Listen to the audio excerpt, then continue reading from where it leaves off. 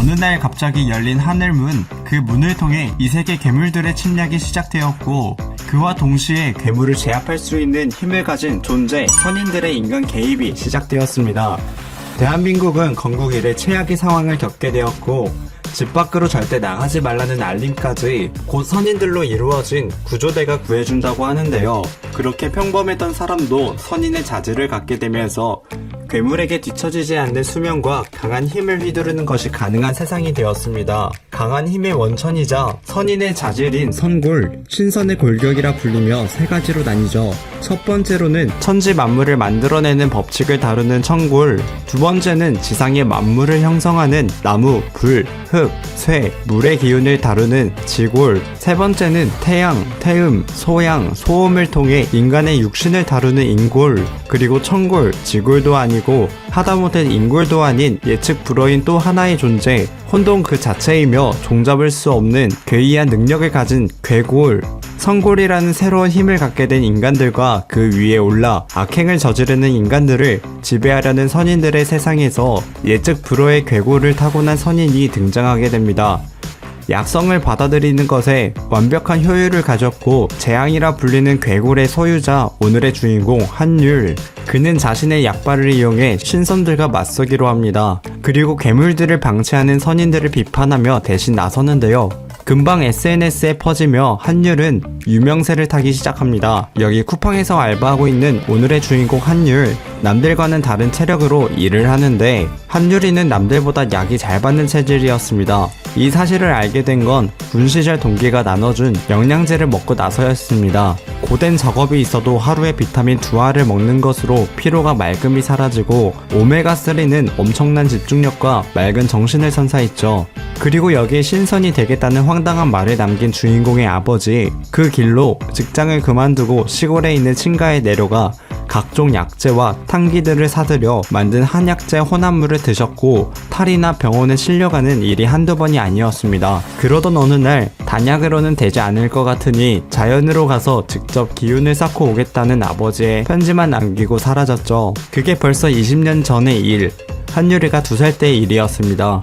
그리고 여기 주인공 한유리는 편의점에서 커피를 사며 나오는데 하늘에서 기이한 현상이 일어나고 있었고 지진이 발생했습니다. 그리고 눈앞에 나타난 괴물까지. 하지만 바로 그때 커피로 인해 갖가지 감각이 극대화되더니 괴물의 공격이 느리게 보이기 시작합니다. 이 상태라면 이곳에서 도망갈 수 있을 것 같았지만 주변에는 이미 사람들이 괴물에게 공격받고 있었는데요. 그렇게 커피빨만 믿고 이 괴물들을 상대하게 됩니다.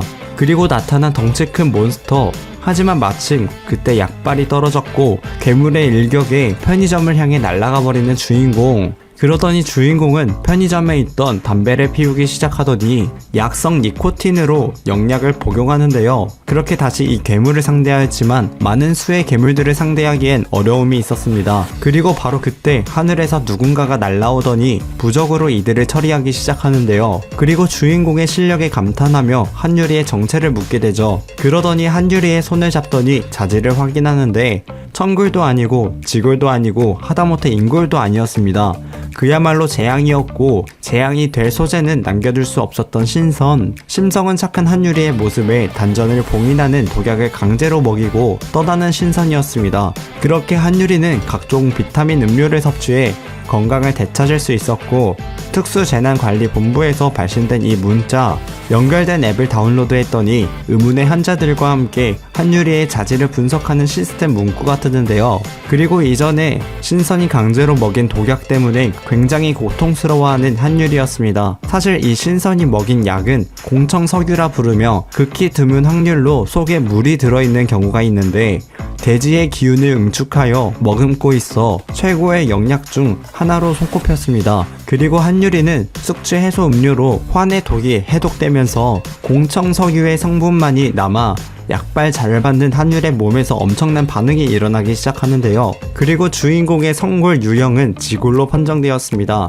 특히 나무의 기운이 활발했죠. 이 신선의 정체는 만년 전 세상은 지금보다 훨씬 스페타클한 곳이었습니다. 괴물이라 불려 마땅할 것들이 대지 위를 걸어다니고 있었고 간혹 저 우주 저편 혹은 다차원의 겹을 넘어 이계의 존재가 건너오기도 했죠. 그때의 인간들은 착취당하고 유린당했습니다. 혼란 속 일부 인간들에게 성굴이라는 특출난 재능이 생기면서 괴물에게 뒤처지지 않는 수명과 강한 힘을 휘두르는 것이 가능하게 되었던 것입니다. 이들이 훗날 신선이라 불리는 사람이었습니다. 그들은 목숨을 제물로 하늘 문을 닫았고 지구 위에 인류만이 번영하도록 했던 것이었습니다. 그리고 선인들은 세상의 뒤편에서 신화나 전설로 남아 닫힌 하늘문을 관리하며 흘러가는 인류의 문명을 지켜보고 있었습니다. 하지만 이 모든 게 몇 시간 전에 붕괴되었죠. 그리고 TV를 틀자 대통령의 연설이 시작되었고 시민들의 안전을 확보하기 위해 전국의 각 지역마다 지정된 선인들이 활동하며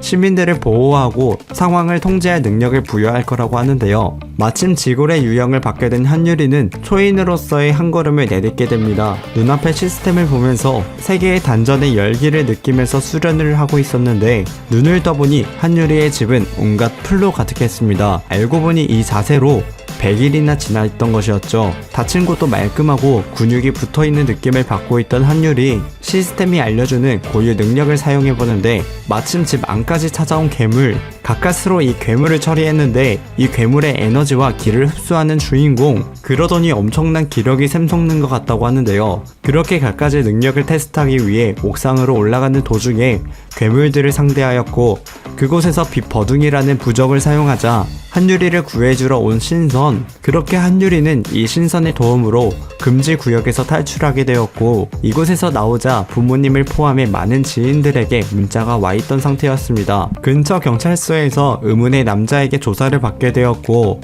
사실 이 남자는 방금 전 선신의 제자였습니다. 이 남자의 시스템에서는 상선이라는 등급으로 표기가 되어 있었는데요.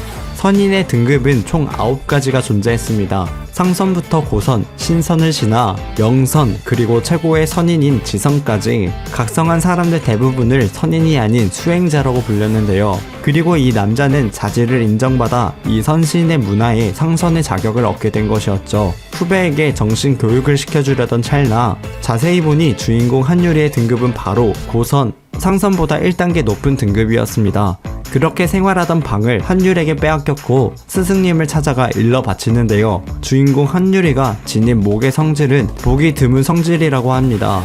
이가는 물에서 나와 흙으로 돌아가며 불을 피워 추위를 쫓고 생물이라는 큰 공통점이 있지만 그렇기에 오히려 어우러지지 못하는 관계, 바로 이 나무. 이 신선이 주인공을 구조한 이유는 한유리가 가진 성질이 극히 드문 사례였기 때문에 전원이 내려왔던 것이었습니다. 그리고 여기 주인공 자신의 성질에 대해 알아보기로 하는데요. 정부의 발표로는 현재 주인공과 같은 괴골 소유자들은 모조리 격리되었던 것이었는데요. 하지만 주인공은 여기서 걸리지 않았던 것입니다. 괴골을 다시 설명드리자면 성골은 크게 청골, 지골, 인골 3개의 종류로 나누어지나 네 번째 괴골이라는 종잡을 수 없는 성골이 나타나기도 합니다. 선인들이 모습을 감춘 지난 수십 세기 도중에도 괴골들은 세상에 간섭하려 했으나 이들이 악한 짓을 못하도록 선인들은 합심하여 괴를 추방하였던 것이죠. 그렇게 괴의 성골을 지닌 존재는 전설과 설화 속에 남아있게 됩니다. 홍길동과 전우치가 그의 예시였습니다. 유명한 연쇄살인마도 아니고 홍길동과 전우치 같은 부류여서 배척당해야 한다는 신성과 정부의 발표였던 것이었습니다. 한유리가 성골 검사에서 피할 수 있었던 것은 이전의 의문의 신선이 한유리에게 먹인 공청석유 때문에 지골이라는 판정으로 격리를 피할 수 있었던 것이었는데요. 그리고 한유리는 좋은 약재를 구하기 위해 인터넷에 검색을 합니다. 마침 한유리가 괴물과 싸워 얻었던 약재를 찾게 되는데 하지만 주인공이 가지고 있던 약초와는 달리 사진 속에는 모두 싹튼 모습은 찾아볼 수 없었는데요. 사실 이는 연옥초라 불리며 씨앗을 생으로 먹으면 탈이 나지만 지금 막 새싹이 돋은 씨앗은 음의 기운을 누리는 영양이 돈다고 합니다. 하지만 발화 조건이 매우 까다롭고 오래 걸려 싹이 돋은 씨앗을 얻기는 매우 어렵다고 전해져 있었습니다. 하지만 주인공이 가지고 있는 건 싹이 나 있었고 싹이 돋지 않는 것으로 시스템이 알려준 방법으로 호흡을 했는데 주인공의 능력으로 스스로 싹을 틔우는 씨앗이었고, 이를 더 알아보기 위해 냉장고에 있던 복숭아를 가지고 산속에 오릅니다. 씨앗을 심고 호흡을 했더니 나무가 자라기 시작했죠. 이로 인해 호흡을 통해 주위 만물과 기운을 주고받는 것을 깨닫게 됩니다. 그리고 마침 폭우가 내렸고 땅에서 웬 지렁이가 가득했습니다. 그 옆에는 엄청난 크기의 괴물이 있었는데, 위험한 상황에 처한 여자가 나타나자 담배를 피우더니 니코틴을 충전하는 주인공, 그리고 엄청난 힘을 선보이는데요. 사실 지금 내리는 비로 인해 주인공이 강해질 수 있었던 것이었습니다.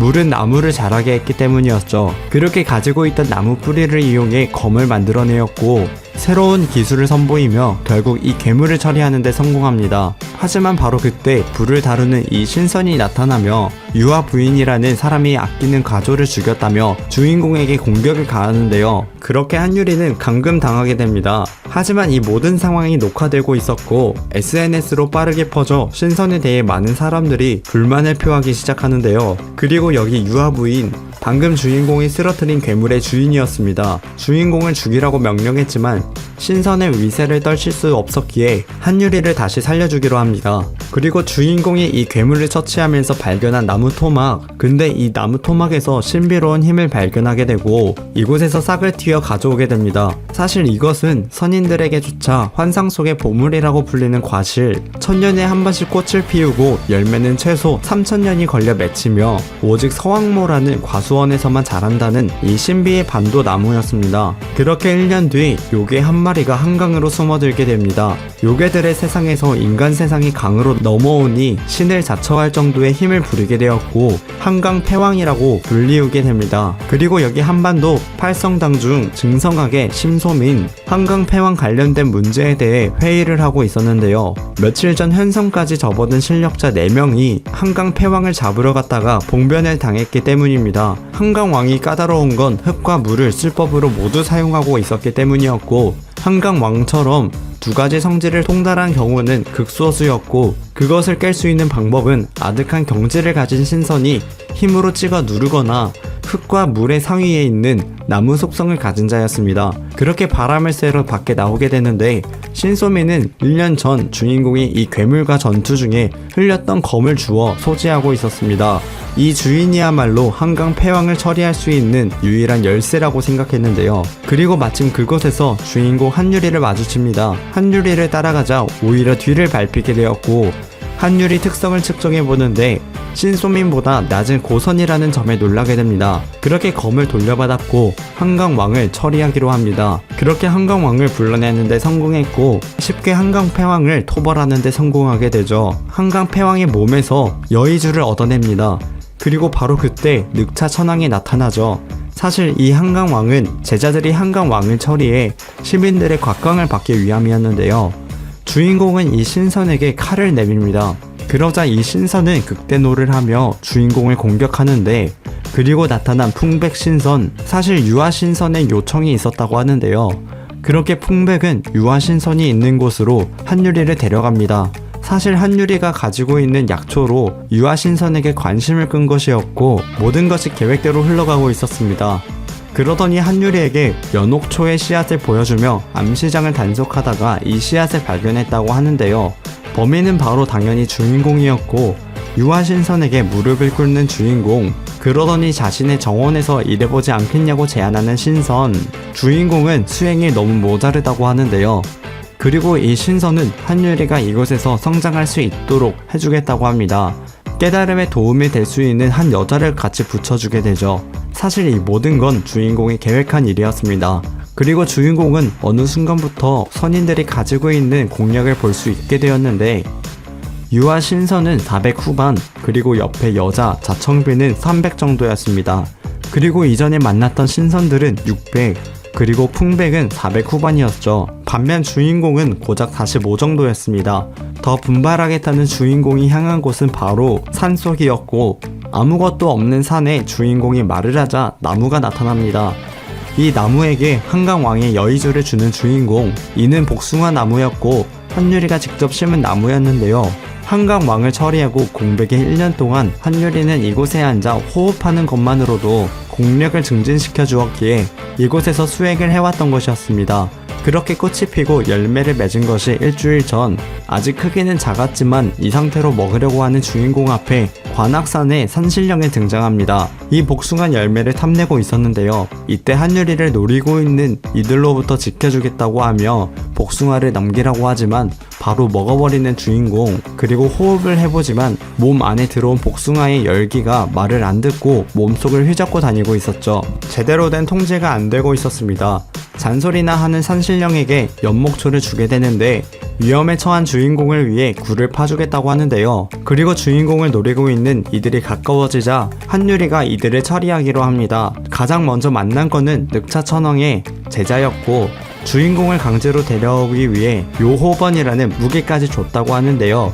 이는 구미호의 꼬리로 만든 무기였습니다. 그렇게 주인공은 주변에 있는 기운을 끌어모아 힘을 키우는데 그렇게 싸움을 하는 도중에 늑차천왕의 제자가 가지고 있던 무기의 힘을 이겨내지 못하고 오히려 혼백에 빨려버리게 되어 쓰러지게 됩니다. 그렇게 이 무기를 한유리가 손에 넣게 되었죠. 그리고 갑자기 나타난 불을 사용하는 신선, 숨구멍만 남기고 늑차천왕에게 데려가겠다고 하는데요. 불을 다루는 이 신선과의 상성이 좋지 않아 밀리고 있었지만 산신령이 요호번의 무기를 다루는 방법을 알려주자 무기를 휘두르는데 엄청난 파워로 신선을 다치게 했습니다. 하지만 이 신선의 공격으로 큰 피해를 입게 되었죠. 하지만 바로 그때 방금 전에 먹은 반도 복숭아의 효과가 발동하게 됩니다. 이때 먼 옛날 손오공은 간섭받지 않을 자유를 원했기에 피부를 손에 넣었습니다. 천군이 휘두르는 각종 보패에도 상하지 않고 열애의 5손가락에 짓누르는 압력에도 500년이라는 세월 동안 버텨낸 피부를 얻었고 동방삭은 죽음조차 질릴 수명을 원했기에 세포를 손에 넣었습니다. 결국 염라대왕조차 포기한 재생력, 이 모든 게 반도 복숭아로 이루어진 것이었고 한유리는 성질에 최적화된 맞춤 기관을 얻게 됩니다. 그렇게 한유리는 이곳에서 밭의 작물들을 가꾸고 이 세계의 생물로부터 지키는 임무를 맡게 되는데요. 다음 내용이 궁금하시면 네이버 웹툰 약발이 신선함 28을 참고하시기 바랍니다.